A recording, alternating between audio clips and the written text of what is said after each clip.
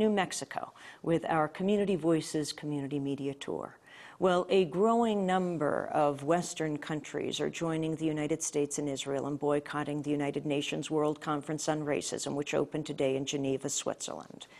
Australia, Germany, Italy, the Netherlands, and New Zealand all announced they would boycott the conference soon after the U.S. announced it formally decided not to attend on Saturday.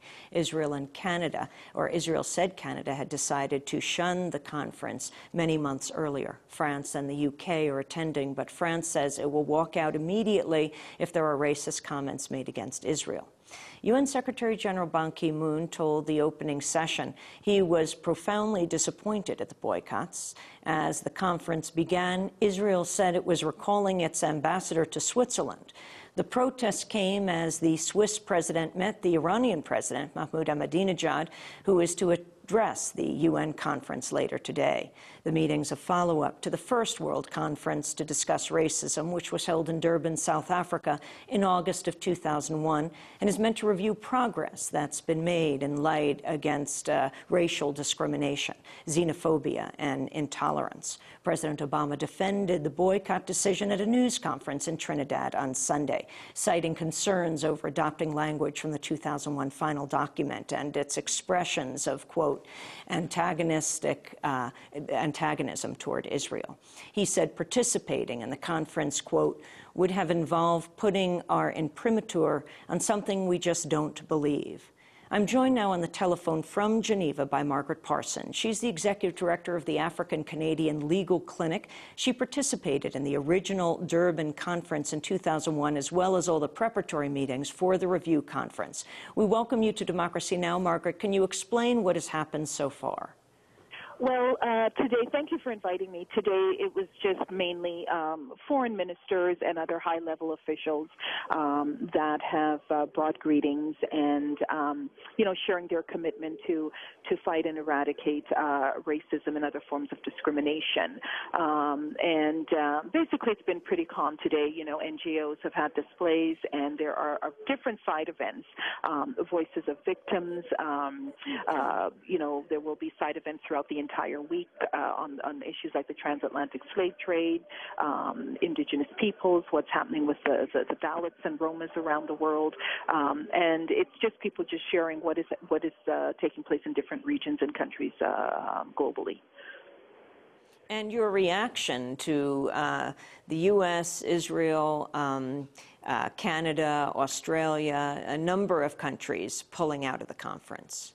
Well, we're extremely disappointed by the boycott of these Western nations.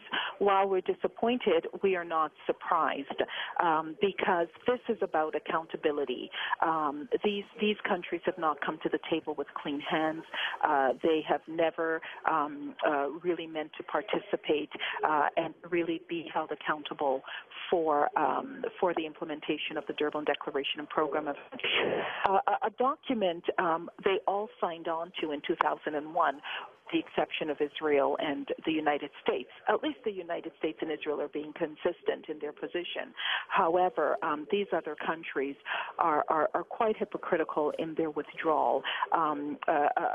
Many here feel that if these countries had come, they would have received a failing grade because they have done little to nothing to implement the program of action. The Durban Declaration and Program of Action is an excellent blueprint. There was nothing in that document that was racist, anti-Semitic. It was an expression of goodwill. It was an expression of encouragement in terms of the peace process in the Middle East. And it is an excellent document and a blueprint that countries should adopt in working to eradicate racism. The U.S. and other Western countries say the draft final document contains objectionable language that could single out Israel for criticism. But all references to Israel and the Middle East were removed from the draft document, and Palestinian civil society groups are critical of how Israel's actions against Palestinians have now been excluded from the framework of the conference. We're also joined on the phone from Geneva by Ingrid Jardat, the director of the Bethlehem-based Battle Resource Center for Palestinian Residency and Refugee Rights. We welcome you to Democracy Now! Explain your response to the pullout of the United States and a number of other Western nations? Well, our first response has been the question whether these governments have actually read the original documents and the draft documents, because neither the original Durban Declaration and Program of Action nor current drafts include any inciting language against Israel. In the initial Durban documents of 2001, the only time Israel is mentioned, it's mentioned as a state entitled to security like all other states. So there is no there has never been any sort of language that could be declared racist, and it makes you really wonder which documents people are referring to when they say they are antagonistic. And so I would appeal to everybody who has good faith to go back to the documents and read the papers, and especially since we are dealing with a Durban Review Conference, it would be good to read the papers. So that would be reaction number one, and because much of what is now being said by governments and in the media about the debates and about the documents has no factual basis. I also wanted to ask Margaret Parsons what this means for the U.S. pulling out the first African-American president of the United States, Barack Obama, a conference on racism.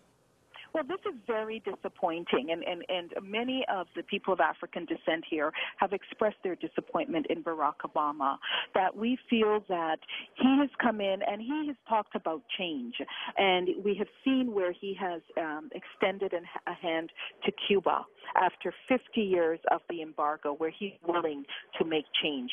He has extended a hand to the Muslim and Arab world, and trying to get people to take a different view or move back from their stereotypical positions on the Muslim and the Arab world.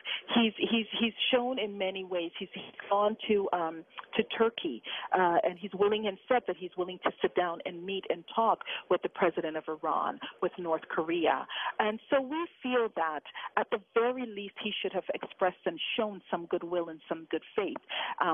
And in his whole agenda on change, to come here to actually read the document and not listen just to the pro-Israeli lobby, but to send a delegation and to show that he really is committed to change, and he really is committed to an anti-racism agenda, and to do the right thing and to have participated. We are very surprised. We are very disappointed, and quite frankly, I think that this is a black eye on the Obama administration.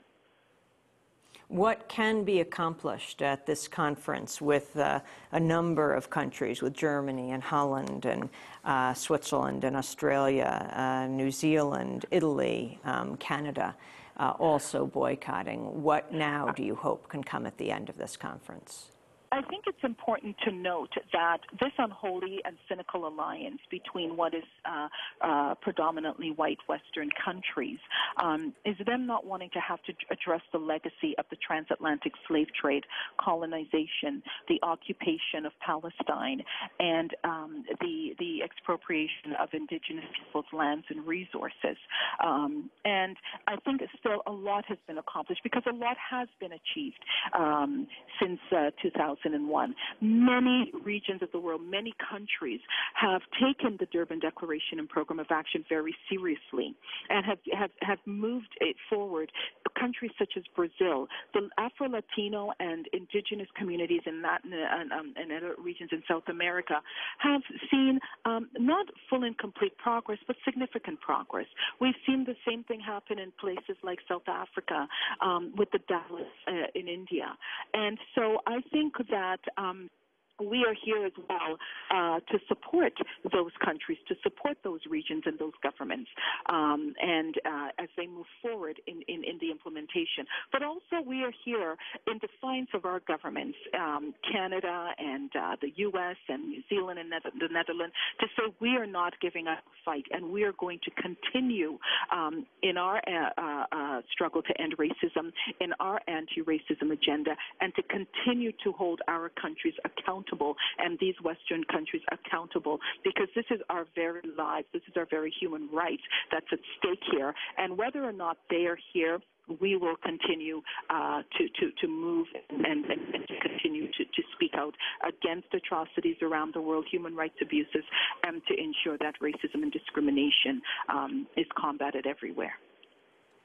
Well, I want to thank you both for being with us. Margaret Parsons, Executive Director of the African Canadian Legal Clinic, as well as Ingrid Jaradat, the Director of the Bethlehem-based Badil Resource Center for Palestinian Residency and Refugee Rights, both speaking to us from Geneva. This is